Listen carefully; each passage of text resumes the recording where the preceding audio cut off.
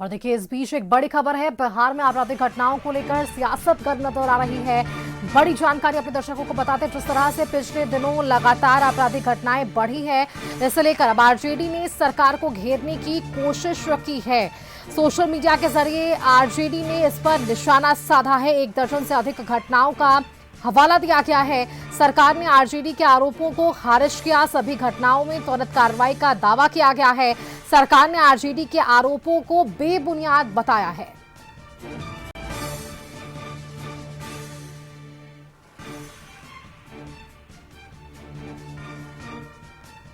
इस खबर पर अधिक जानकारी के साथ हमारे साथ वरिष्ठ संवाददाता संजय अधिक जानकारी के साथ फोन लाइन पर हैं। संजय, देखिए जिस तरह से पिछले दिनों अगर बिहार में आपराधिक घटनाओं के ग्राफ को देखें तो इससे लेकर सदन के भीतर बाहर लगातार विपक्ष आक्रामक जरूर नजर आ रहा था। आरजेडी ने इस पर सवाल खड़े किए, लेकिन इधर जवाब भी दिया गया है और कहा गया है कि किस तरह से ये पूरे आरोप जो है वो बेबुनियाद हैं। देखिए, निश्चित तौर पर सदन में भी इस मामले को उठाया जा रहा था। जिस दिन से सदन की शुरुआत हुई, लॉ एंड ऑर्डर पर घेरने की कोशिश की अपोजिशन ने गवर्नमेंट को, और 19 फरवरी को बाकायदा सोशल मीडिया पोस्ट एक्स पर आरजेडी ने कई घटनाओं का जिक्र किया और कहा कि इन मामलों में बिहार में खासकर रेप की घटनाओं का हवाला दिया कि माइनर से लेकर एडल्ट जो भी महिलाएं हैं वो सुरक्षित नहीं है बिहार में। लेकिन कंडेम किया है गवर्नमेंट ने और सफाई नहीं दी है। सरकार की तरफ से बाकायदा बताया गया कि जिन जिन घटनाओं का दृष्टांत दिया गया आरजेडी की तरफ से, उन सभी घटनाओं में कार्रवाई हुई और प्रॉम्प्टली एक्शन लिया गया है। और जिन जिन घटनाओं का हवाला दिया गया है, जैसे 4 वर्षीय बच्ची के साथ रेप की घटना हो या 6 वर्षीय बच्ची के साथ रेप की घटना हो, इन सभी घटनाओं में गिरफ्तारी की गई है। राजधानी पटना में पटना सिटी लॉज की एक घटना का जिक्र किया गया है और उसमें सरकार की तरफ से ये बताया गया कि 3 लोगों को इस मामले में नामजद किया गया था।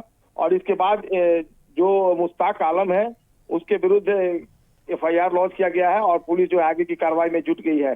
डोरीगंज, भागलपुर, इसके अलावा भोजपुर, शेखपुरा, सहरसा, नवादा, तारापुर, बेगूसराय, इन सभी जिलों की घटनाओं का जिक्र आरजेडी की तरफ से सोशल मीडिया पोस्ट एक्स पर किया गया था। लेकिन सरकार ने सभी मामलों में सफाई नहीं दी, दावा किया है इन सभी मामलों में एक्शन लिया गया है और कई जो अभियुक्त हैं वो कानून के शिकंजे में कसे गए हैं। ऐसे में आरजेडी की तरफ से बेतुका आरोप लगाया जा रहा है जिसमें कोई दम नहीं है। और इस तरह की जो कोशिश की गई आरजेडी की तरफ से, महज एक परसेप्शन बनाने की कोशिश है।